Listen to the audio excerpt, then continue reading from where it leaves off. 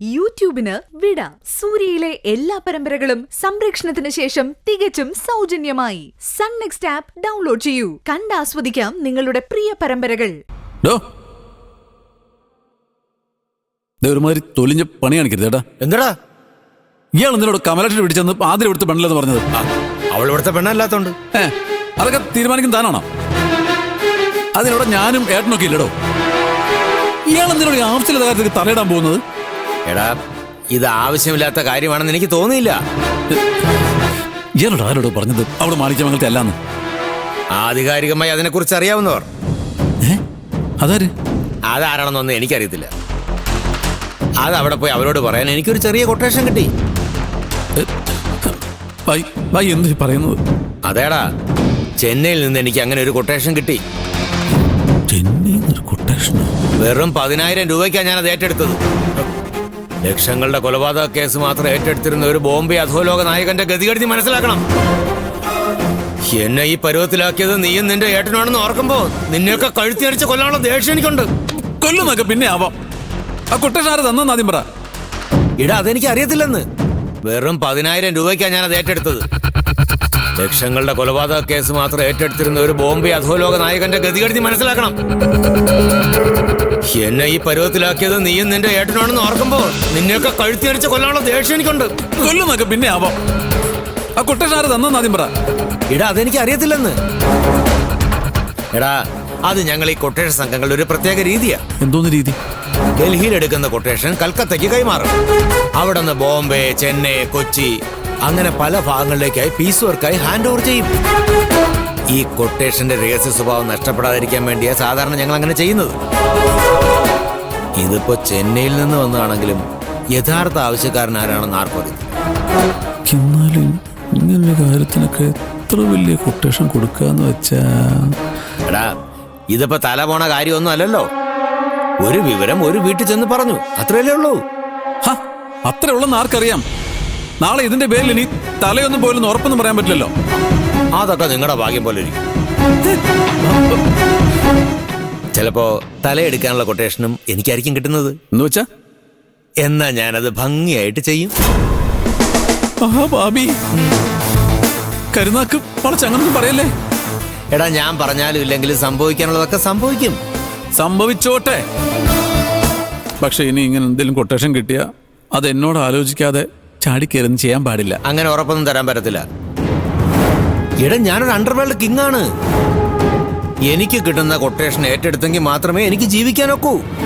കരിമ്പായി, ഒരു കാര്യം ചെയ്യും, എനിക്ക് തരാനുള്ള കാശിങ്ങി താ. ഞാൻ എന്റെ പാട്ടിനങ്ങ് പൊക്കോളാം.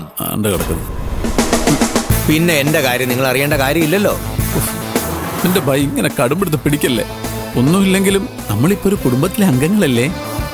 ആണോ? ആ, എന്നിട്ട് നിനക്കെന്നോടാ സ്നേഹമൊന്നും ഇല്ലല്ലോടാ ജയ?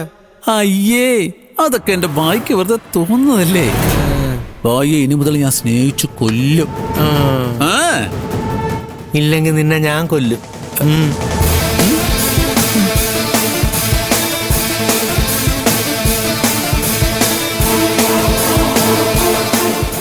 എന്തൊരു മനുഷ്യനടാ.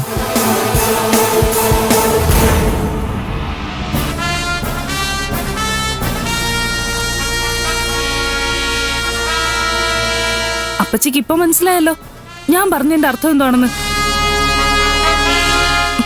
ആതിര മഹാ എരണം കെട്ടവളാ. അവൾ ഇവിടുന്ന് ഇറക്കി വിടാതെ ഈ വീടിന് ഗതി പിടിക്കില്ല.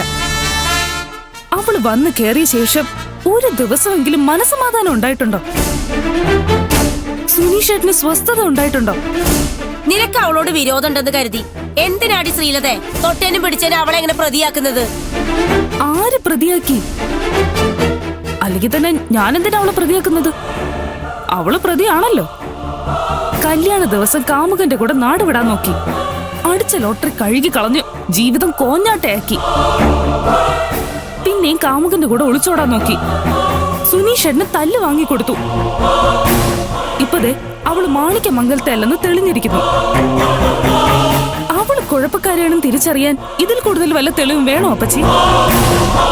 ഇപ്പൊ ഇതിങ്ങനെയൊക്കെ അങ്ങ് അവസാനിച്ചു.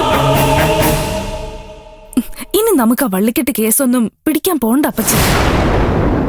ഇപ്പൊ ഇറക്കി വിട്ട നമ്മള് രക്ഷപ്പെട്ടു. കൂടുതൽ മുന്നോട്ട് നീങ്ങിയ കൂടുതൽ ആപത്തുകൾ അഭിമുഖീകരിക്കേണ്ടി വരും. നീ എന്നെ ചുമ്മാ ഓരോന്നും പറഞ്ഞ് പേടിപ്പിക്കല്ലേ ശ്രീലതേ. പേടിപ്പിച്ചതല്ല, നാളെ ഒരിക്കൽ ഇതോർത്ത് അപ്പച്ചി സുനീഷേട്ടനും പേടിക്കാതിരിക്കാൻ വേണ്ടി പറഞ്ഞതാ. അന്ന് അവളെ കടത്തിക്കൊണ്ടുപോകാൻ മാരിയമ്മൻ കോവിലിൽ വന്ന ആ പാണ്ടികളെ കണ്ട പേടി എനിക്ക് ഇനിയും മാറിയിട്ടില്ല. മിക്കവാറും രാത്രികളില് ഞാൻ ഒരു ദുസ്വപ്നം കണ്ട് ഞെട്ടി ഉണരാറുണ്ട്. പിന്നെ ഞാനൊന്നും ഇതുവരെ അപ്പച്ചിയോട് പറഞ്ഞിട്ടില്ലെന്ന് മാത്രം. നീ ആവശ്യമില്ലാത്തൊക്കെ ആലോചിച്ച് കടന്നിട്ടാ ദുസ്വപ്നം കാണുന്നത്. അതിന് അവളെ പഴിച്ചിട്ട് വല്ല കാര്യമുണ്ടോ? ഓ, അപ്പൊ എനിക്കായി കുറ്റം. എനിക്കിത് തന്നെ കിട്ടണം. അപ്പച്ചിയുടെ ജീവിതം നായ നക്കുന്നത് കണ്ടു നിൽക്കാൻ വയ്യാത്തോണ്ടാ ഞാൻ പറഞ്ഞത്. എന്നെയല്ല മരുമകളെയാണ് വിശ്വാസമെങ്കിൽ ആയിക്കോ, ഞാൻ തടയില്ല. ഇത്രയും അനുഭവം വന്നിട്ടും അപ്പച്ചി പഠിക്കുന്നില്ലെങ്കിൽ അത് അപ്പച്ചിയുടെ വിധിയാണെന്ന് ഞാൻ കരുതും. അനുഭവിച്ചോ, അമ്മയും മോനും കൂടി അനുഭവിച്ചോ. ആരെയും കൂട്ടുപിടിക്കാൻ വരണ്ട.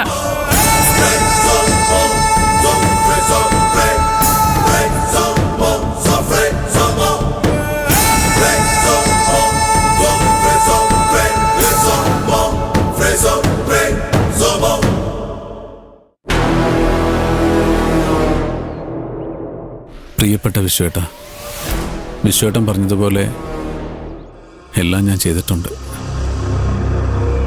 ആദരയും സുനീഷും ഇന്നിവിടെ വന്നിരുന്നു. അവൾ ഈ വീട്ടിൽ തന്നെയാണെന്ന് ഞാൻ പറഞ്ഞു. പക്ഷേ ഏതാണ് ശരിയെന്ന് എനിക്കിപ്പോഴും അറിയില്ല ഏട്ടാ. ഒന്നും ചോദിക്കാൻ പാടില്ല എന്ന് ഏട്ടൻ പറഞ്ഞതുകൊണ്ട് ഞാനതിനൊന്നും മുതിരുന്നില്ല. എന്നും സ്നേഹം മാത്രം. സ്നേഹപൂർവം, സ്വന്തം അനുജൻ.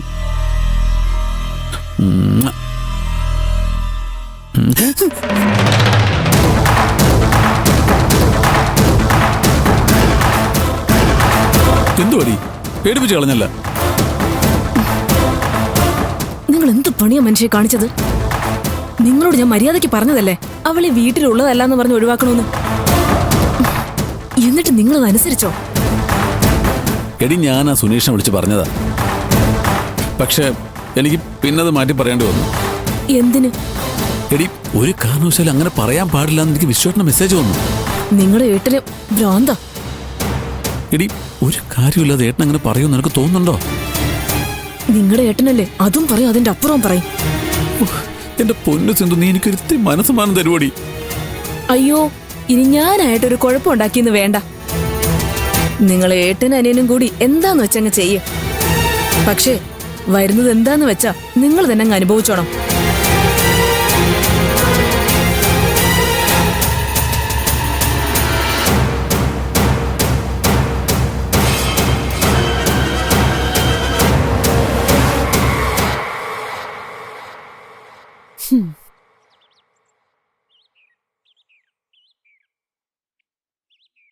എന്തുണ്ട് വിശ്വേട്ടന്റെ പുതിയ വിശേഷങ്ങൾ?